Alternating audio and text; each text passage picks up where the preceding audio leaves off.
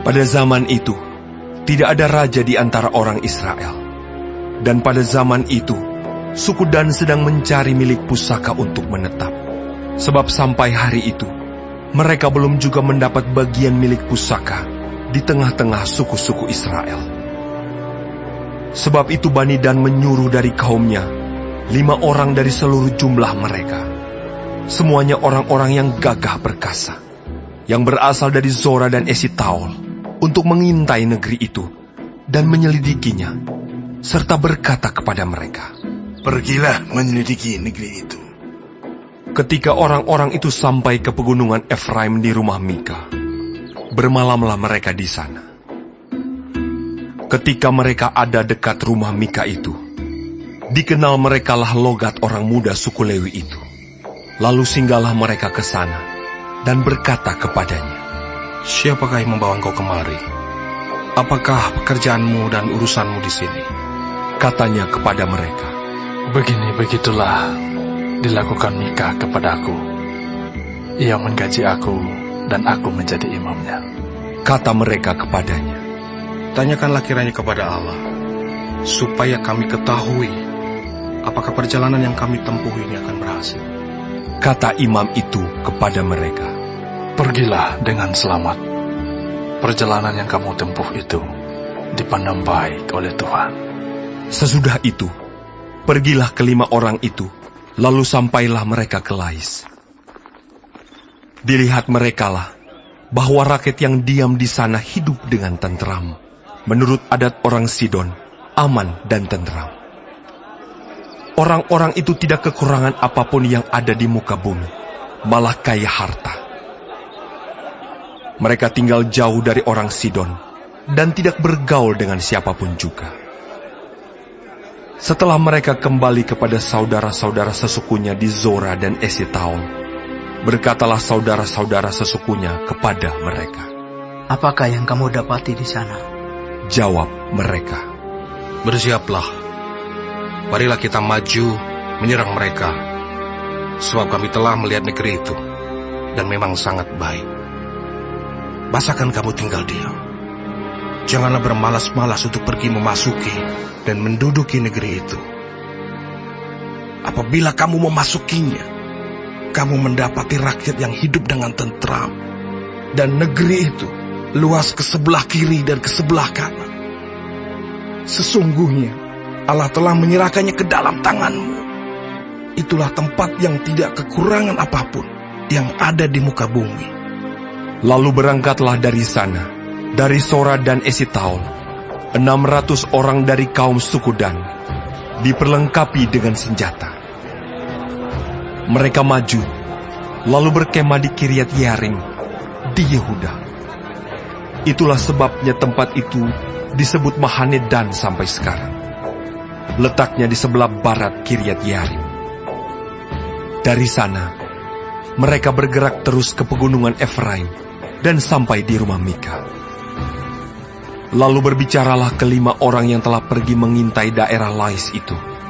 Katanya kepada saudara-saudara sesukunya, "Tahukah kamu bahwa dalam rumah-rumah ini ada efod, terafim, patung pahatan, dan patung tuangan? Oleh sebab itu, insafilah apa yang akan kamu perbuat." Kemudian mereka menuju ke tempat itu, lalu sampai di rumah orang muda suku Lewi itu, di rumah Mika, dan menanyakan apakah ia selamat. Sementara ke-600 orang dari Bani Dan, yang diperlengkapi dengan senjata itu, tinggal berdiri di pintu gerbang. Maka ke-5 orang yang telah pergi mengintai negeri itu, berjalan terus, masuk ke dalam, lalu mengambil patung pahatan, efod, terafim, dan patung tuangan itu. Adapun imam itu berdiri di pintu gerbang, bersama-sama dengan ke-600 orang, yang diperlengkapi dengan senjata itu.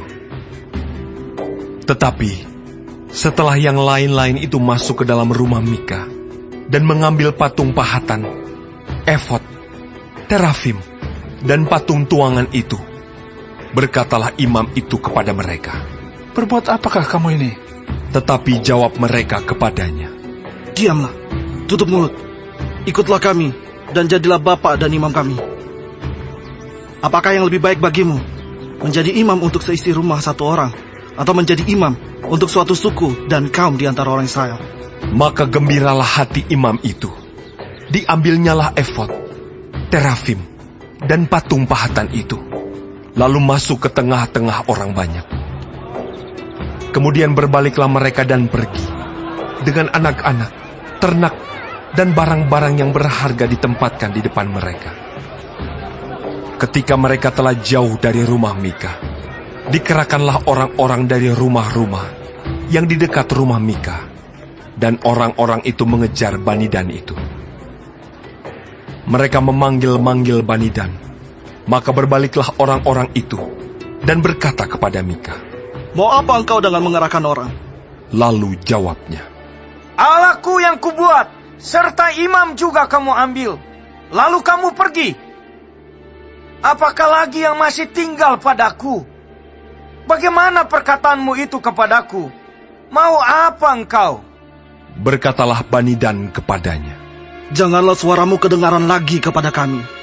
Nanti ada orang yang menyerang engkau karena sakit hati, dan dengan demikian engkau serta seisi rumahmu kehilangan nyawa." Lalu Bani Dan melanjutkan perjalanannya. Dan Mika, setelah dilihatnya, mereka itu lebih kuat daripadanya, berpalinglah ia pulang ke rumahnya. Lalu Bani Dan, dengan membawa barang-barang yang dibuat Mika, juga imamnya, mendatangi Lais, yakni rakyat yang hidup dengan aman dan tenteram. Mereka memukul orang-orang itu dengan mata pedang, dan kotanya dibakar. Tidak ada orang yang datang menolong, sebab kota itu jauh dari Sidon, dan orang-orang kota itu tidak bergaul dengan siapapun juga. Letak kota itu di lembah Bet Rehob. Kemudian Bani Dan membangun kota itu kembali, dan diam di sana. Mereka menamai kota itu Dan, menurut nama bapa leluhur mereka, yakni Dan, yang lahir bagi Israel, tetapi nama kota itu dahulu adalah Lais. Bani Dan menegakkan bagi mereka sendiri patung pahatan itu. Lalu Yonatan bin Gersom bin Musa bersama-sama dengan anak-anaknya menjadi imam bagi suku Dan, sampai penduduk negeri itu diangkut sebagai orang buangan. Demikianlah mereka menempatkan bagi mereka sendiri patung pahatan yang telah dibuat Mika itu, dan patung itu ada di sana selama rumah Allah ada di Silo.